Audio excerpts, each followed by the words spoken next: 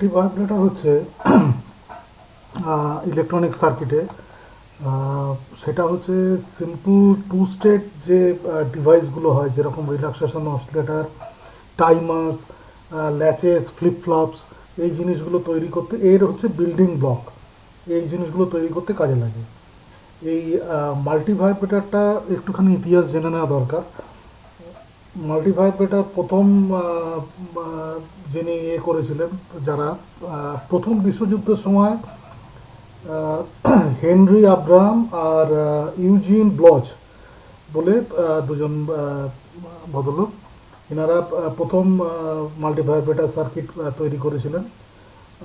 সেই সময় টিউব ছিল, মানে ভলভ আর ক্যাপাসিটার রেজিস্ট্যান্স নেটওয়ার্ক দিয়ে মাল্টিভাইব্রেটর সার্কিট তৈরি হয়েছিল। এই মাল্টিভাইব্রেটর অ্যাস্টেবল তিন রকমের ধরনের হতে পারে। যেমন অ্যাস্টেবল মাল্টিভাইব্রেটর, এক হচ্ছে অ্যাস্টেবল মাল্টিভাইব্রেটর, দুই হচ্ছে মনোস্টেবল মাল্টিভাইব্রেটর, আর তিন হচ্ছে বাইস্টেবল মাল্টিভাইব্রেটর। অ্যাস্টেবল মাল্টিভাইব্রেটর কাকে বলে? অ্যাস্টেবল হচ্ছে যে কোনো যে মাল্টিভাইব্রেটরগুলো কোনো স্টেটে, মানে দুটো স্টেট, একটা এদিকের একটা অফ আর একটা অন, দুটো স্টেটের যেটা থাকবে, তার কোনো স্টেটেই ওটা স্টেবল নয়। যতক্ষণ না যতক্ষণ মানে ওটা চলবে ততক্ষণ কখনো একটা সুইচ অন হবে, কখনো আরেকটা সুইচ অন হবে, কখনো একটা সুইচ অন হবে আরেকটা সুইচ অন হবে, মানে একটা সুইচ অন অফ হবে, অন্যদিকেরটা অফ থাকবে, আবার ওদিকেরটা অন হবে, এদিকেরটা অফ থাকবে। মনোস্টেবল মাল্টিভাইব্রেটরটা কি? মনোস্টেবল মাল্টিভাইব্রেটর হচ্ছে, এটাকে ওয়ান শট মাল্টিভাইব্রেটরও বলে। মানে এটা কোনো একটা স্টেটে ও স্টেবল থাকবে, তাকে একটা এক্সাইটেশন দিলে, অন্য দিকে একটা কোনো এক্সাইটেশন যদি দেওয়া হয়, তাহলে সেটা একটা স্টেট থেকে অন্য স্টেটে যাবে, কিন্তু কিছুক্ষণ পরে সেটা আবার পুরনো স্টেটে ফিরে আসবে। এই জিনিসটা দিয়ে ডিলে সিস্টেম তৈরি করা যায়। ট্রিগার পালস দিয়ে ডিলে সিস্টেম এই মনোস্টেবল মাল্টিভাইব্রেটর দিয়ে করা যায়, তৈরি করা যেতে পারে।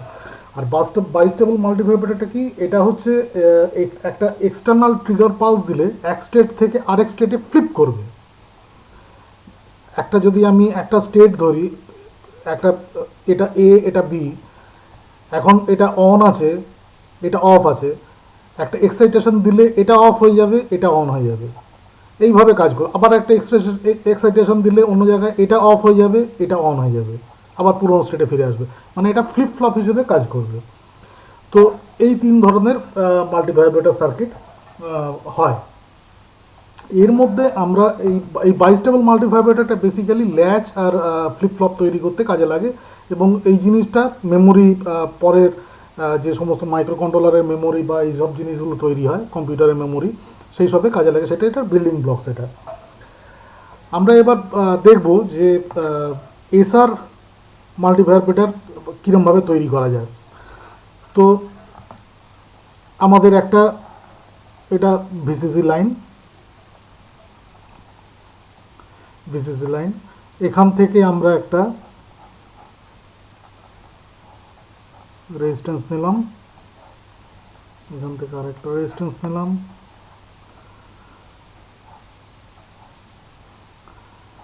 এখানে একটা ইনপিন ট্রানজিস্টর নিলাম, আর এটা গ্রাউন্ড লাইন। এখানেও তাই, এখানে আরেকটা ইনপিন ট্রানজিস্টর, এটা গ্রাউন্ডের সঙ্গে কানেকশন হয়ে গেল।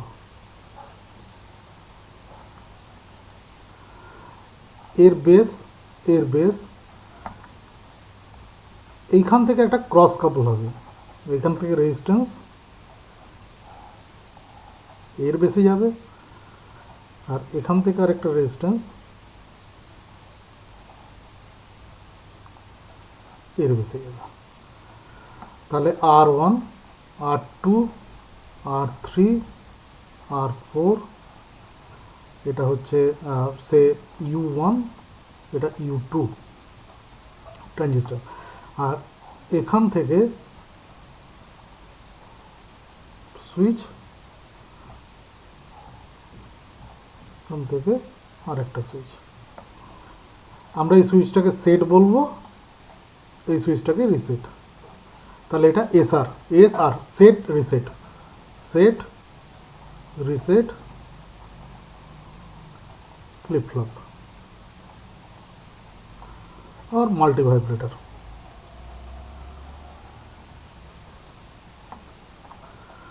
এটা হলো। এখান থেকে আমরা এই যে পয়েন্টটা, এটাকে সে আমরা কিউ, আর এই যে পয়েন্টটা এটাকে আমরা কমপ্লিমেন্ট অফ কিউ মানে কিউ বার। আর আমরা যখন হার্ডওয়্যার ইমপ্লিমেন্ট করব, এটা এখানে করেই রাখছি আমি, হার্ডওয়্যারে যখন ইমপ্লিমেন্ট করব তখন এইটাকে বোঝবার জন্য এখানে একটা আমি এলইডি লাগাচ্ছি, গ্রাউন্ড করে দিলাম। রেজিস্ট্যান্স দরকার নেই, কারণ এখানে রেজিস্ট্যান্স অলরেডি আছে।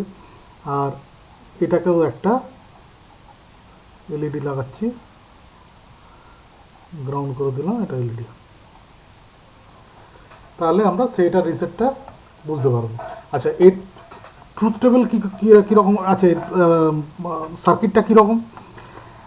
আমরা যখন এই এই এই সেটটা যখন গ্রাউন্ড করব, এখানে সমস্ত ভিসিসি এখানে পুল আপ হয়ে আছে, মানে রেজিস্ট্যান্স দিয়ে এখানে এর কালেক্টর, এর রেজিস্ট্যান্স দিয়ে এর কালেক্টরে পুল আপ হয়ে আছে অলরেডি, আর এর বেস বায়াস হয়ে আছে। এখন যদি আমি এটাকে সেটটাকে একবার যদি গ্রাউন্ড করি, তাহলে কি হবে? এই যে R2-র ভেতর থেকে যে পাওয়ার এখানে ছিল, ভিসিসি যেটা ছিল, সেই যে পুল আপটা এই R4-এর ভেতর দিয়ে যেটা এই ট্রানজিস্টারটাকে যে বেসে যেটা ফরওয়ার্ড বায়াসিং করছিল, সেই বায়াসিংটা কি হবে? এখান থেকে গ্রাউন্ড হয়ে যাবে। এখান থেকে যদি গ্রাউন্ড হয়ে যায় তাহলে কি হবে? এই যে এটা যতক্ষণ বায়াসিং করছিল, এর ভিতর থেকে এটা একটা কারেন্ট ফ্লো চলছিল। এটা যতক্ষণ বায়াসিং করছিল ততক্ষণ এর ভিতর থেকে এখান থেকে একটা কারেন্ট ফ্লো এইদিকে চলছিল এই ট্রানজিস্টারের ভেতর দিয়ে। এটা যে মুহূর্তে আমি নেগেটিভ করব, যখন গ্রাউন্ড করব, তাই ফরওয়ার্ড বায়াসিংটা কেটে যাবে। ফরওয়ার্ড বায়াসিং কেটে যাওয়া মানে হচ্ছে এই যে কারেন্টটা যেটা ফ্লো হচ্ছিল সেটা আর চলবে না। তার মানে এখানে এটা পুল আপ হয়ে যাবে, এই লাইনটা এই অবধি পুল আপ হয়ে যাবে। এই অবধি পুল আপ হয়ে যাওয়া মানে এই রেজিস্ট্যান্স দিয়ে কি এই বায়াসটাকে, এই বেসটাকে, এই যে ট্রানজিস্টারের বেসটাকে ফরওয়ার্ড বায়াসিং করবে। ফরওয়ার্ড বায়াসিং করা মানে এই যে রেজিস্ট্যান্সটা, এই রেজিস্ট্যান্সের ভেতর দিয়ে কারেন্ট ফ্লো চালু হয়ে যাবে, এইখান দিয়ে কারেন্ট ফ্লো চালু হয়ে যাবে। তার মানে হচ্ছে এই যে পয়েন্টটা, এই কিউ বার যেটা, সেটা পুল ডাউন হয়ে যাবে। আমি যদি যখন ছেড়েও দিই, একবার যদি এটা চালু হয়ে যায়, যখন আমি ছেড়েও দিই, এটা একবার গ্রাউন্ড করার পরে যদি ছেড়ে দিই, ছেড়ে দেওয়ার পরেও কি থাকবে? এই যে লাইনটা, এইটা সবসময় এর ভেতর দিয়ে কারেন্ট চালু হয়ে যাবে। তার কারণ হচ্ছে এই যে লাইনটা একবার যেটা উঠে গিয়েছিল, এই লাইনটা এখান থেকে বেসকে অটোমেটিক ল্যাচ করে বসে থাকবে, বেসকে ফরওয়ার্ড বায়াস করে বসে থাকবে, যার জন্য এইটা লাইনটা চালুই থাকবে। এই লাইন চালু থাকা মানে হচ্ছে এখানে কোনো ভোল্টেজ আসবে না, এবং এটা এই ফরওয়ার্ড বায়াসিং হবে না। ফরওয়ার্ড বায়াসিং না হওয়ার জন্য এই লাইনটাই পুল আপ হয়ে থাকবে, এলইডিটা জ্বলবে, এই লাইনটা পুল আপ হয়ে থাকবে, এইটা ফরওয়ার্ড বায়াসিং হবে, মানে এই U2 ট্রানজিস্টারটা ফরওয়ার্ড বায়াসিংয়ে থাকবে এবং কারেন্ট ফ্লো চলতে থাকবে। এখন যদি আমি একবার রিসেটটাকে একবার যদি ট্যাকটাইল সুইচটাকে যদি আমি দাবিয়ে ছেড়ে দিই, মানে এটা যদি একবার গ্রাউন্ড করি, তাহলে কি হবে? এখান থেকে এই যে এটা এখন কারেন্ট ফ্লো চলছিল, এখন এইটা এখানে যে পুল আপটা হয়েছিল, এই পুল আপটা এইখান থেকে রেজিস্ট্যান্স দিয়ে গিয়ে এইটাকে আমি গ্রাউন্ড করে দিলাম। এইটাকে গ্রাউন্ড করে দেওয়া মানে হচ্ছে এইখানকার এই যে ফরওয়ার্ড বায়াসিং যেটা হয়েছিল সেটা গ্রাউন্ড হয়ে গেল, এটা বায়াসিংটা কেটে যাবে। ফরওয়ার্ড বায়াসিং কেটে যাওয়ার সঙ্গে সঙ্গে এখানে পুল আপ তৈরি হয়ে যাবে, কিউ বারটা পুল আপ হয়ে যাবে। কিউ বারটা পুল আপ হয়ে যাওয়া মানে R4 দিয়ে গিয়ে এটা বায়াস হয়ে যাবে। বায়াস হয়ে যাওয়া মানে এই যে এখানকার যে ফ্লোটা আটকে ছিল, এই কারেন্ট ফ্লোটা চালু হয়ে যাবে। এই কারেন্ট ফ্লোটা চালু হয়ে যাবে মানে এটা পুল ডাউন হয়ে যাবে, এটা পুল আপ হয়ে যাবে। তখন এইটাই ল্যাচ হয়ে যাবে, এটা তখন কেটে যাবে, এটা জিরো হয়ে যাবে, এটা পুল আপ হয়ে যাবে। তখন এই এলইডিটা জ্বলে উঠবে। তাহলে একবার এটা প্রেস করে ছেড়ে দিলে, মানে নেগেটিভ একবার করে ছেড়ে দিলে, তখন এটা পুল আপ হয়ে যাবে। একবার এটা প্রেস করে ছেড়ে দিলে এটা পুল আপ হয়ে যাবে। এইভাবে ক্রস কাপলিং হিসেবে কাজ করবে। এটাকে বলে set reset, set reset flip flop circuit. হয় এখানে একবার করে ছেড়ে দিলেই হবে, তাতেই এটা এখানে পুল আপ হয়ে থেকে যাবে। এবার আমরা এটাকে হার্ডওয়্যারে ইমপ্লিমেন্ট করতে চেষ্টা করব। আমি এখানে হার্ডওয়্যারে আমার ব্রেডবোর্ডে কানেকশানগুলো করেছি। এইটা হচ্ছে দুটো ট্যাকটাইল সুইচ আমাদের, এটা সেট হিসেবে ধরবো আমি, এইটাকে আমি সেট হিসেবে ধরবো, আর এটাকে আমি রিসেট হিসেবে ধরবো। এটা সেটের এলইডি, মানে এই যে এলইডিটা আমি দেখিয়েছিলাম এইটা, আর এই এলইডিটা হচ্ছে রিসেট এলইডি। এইটা এরকম R1 আর R2 এই দুটো আমি এখানে লিখে রাখছি। R1 আর R2টা আমি ধরেছি, সে R1 R2 এই দুটো 2K 2 ohms, মানে 2.2K, আর R3 আর R4 এটা হচ্ছে 10K ohms, আর U1 U2 এই যে দুটো এটা NPN ট্রানজিস্টার, BC সে 547, আর এলইডি আছে, আর সেট রিসেট সুইচ, এগুলো ট্যাকটাইল সুইচ। আর BC 547-এর একটা জিনিস হচ্ছে, BC 547 যদি সামনের দিক থেকে এরমভাবে ধরা যায়, যদি ট্রানজিস্টারটা এরমভাবে ধরা যায়, এরমভাবে যদি আমি ধরি, তাহলে লেফটের যেটা হচ্ছে সেটা হচ্ছে কালেক্টর, মাঝখানের যেটা সেটা হচ্ছে বেস, আর ডান দিকের যেটা সেটা হচ্ছে এমিটার।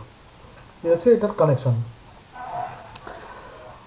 আমি এটার যদি ট্রুথ টেবল আগে একটা তৈরি করে নেওয়া যাক আমাদের, সেটা কীরকম, সেটা হচ্ছে যদি আমরা এখানে set reset output Q R Q বার, মানে কমপ্লিমেন্ট অফ কিউ, আমরা যদি এরমভাবে ধরি, প্রথমে আমাদের যদি সেট আর সেট অফ রিসেট অফ এই দুটো যদি অফ থাকে, প্রথম যখন ভিসিসিটা আসবে তখন কি হবে, তখন হবে এই যদি কোনো এদিকের কোনো যদি না থাকে, তাহলে এখানে এটার এদিকেও বায়াস হয়ে থাকবে, কারণ এখান দিয়ে কি এটা বায়াস হচ্ছে, এখানে কোনো নেগেটিভের কিছু নেই, তাহলে এখান দিয়ে চালু হচ্ছে, এটাও বায়াস হতে চাইছে, এখান দিয়ে চালু হচ্ছে, কোনো একটা অন কিংবা অফ হয়ে থাকবে, আইদার এটা কিংবা এটা অফ হয়ে থাকবে। তো এই সময় আমরা এটা লিখছি, এটা ইনভ্যালিড, কেননা এটার কোনো ঠিক নেই। যতক্ষণ না আমরা এটাকে একটা রেজিস্ট্যান্স নেটওয়ার্ক দিয়ে কিংবা ট্রানজিস্টার দিয়ে একটা রিসেট দিয়ে প্রথমে একটা গ্রাউন্ডিং কিছু একটা ব্যবস্থা না করে রাখছি, ততক্ষণ এই ফ্লিপ ফ্লপের মানে দুটোই যদি অফ থাকে ফার্স্ট ভিসিসি দেওয়ার সময়, তখন এটা ইনভ্যালিড হিসেবে শো করবে। এখন আমরা যদি এটাকে অন করি, সেটটাকে একবার অন করলাম, রিসেট অফই আছে, তাহলে কি হবে, সেটটাকে যদি অন করি তাহলে কিউ অন হয়ে গেল, কিউ বার কি হবে, এটা অফ থাকবে,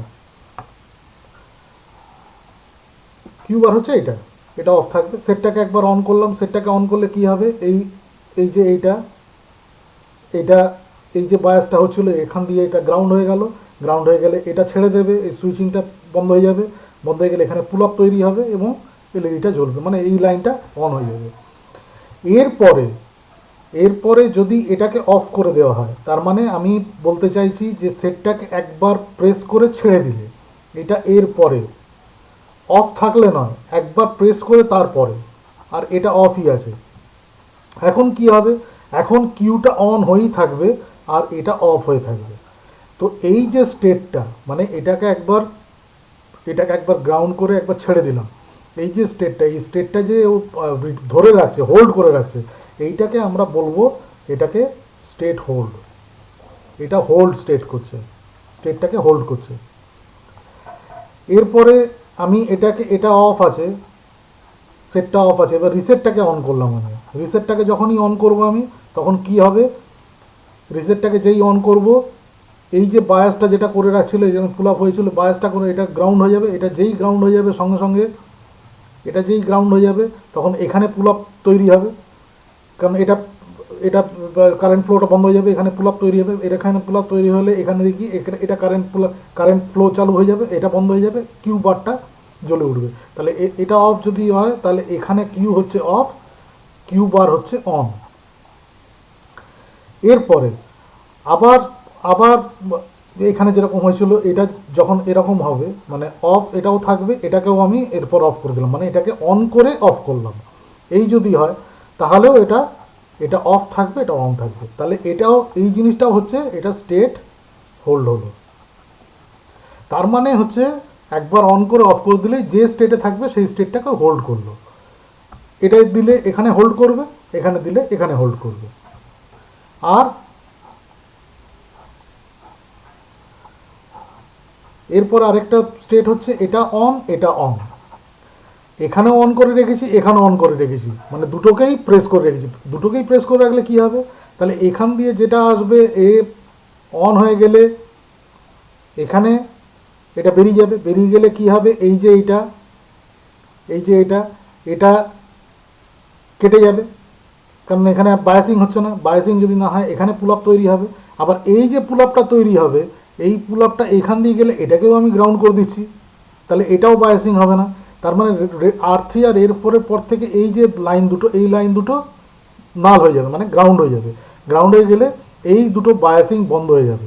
এই দুটো বায়াস বন্ধ হয়ে গেলে এখান থেকে কারেন্ট ফ্লো, এখান থেকে কারেন্ট ফ্লো, কোনো দিকেই কারেন্ট ফ্লো হচ্ছে না।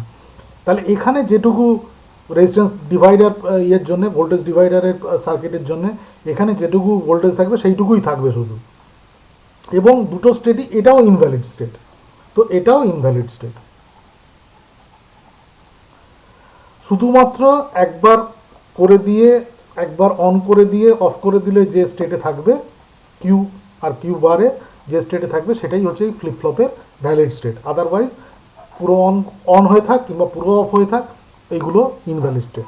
তো এইখানে আমরা এটা দেখব, যেমন এখানে রিসেট, আমি যদি এই যে রিসেট হয়ে গেছে, এখন যদি আমি এটাকে প্রেস করি কিছুই হয় না, তখন এই জিনিসটা কাজ করছে, এইটা কাজ করছে। মানে একবার কোনো মতো অন হয়ে গেছে, তারপরে এই অফ, এই যেটা করছি এই অন হয়েই আছে। একবার আমি সেট যেই প্রেস করব, এই প্রেস করলাম, সঙ্গে সঙ্গে এটা হয়ে ওখানে চলে গেল। আবার যদি আমি সেট প্রেস করি কিছুই হবে না, ওখানেই থাকবে। এই রিসেট সেট, রিসেট সেট।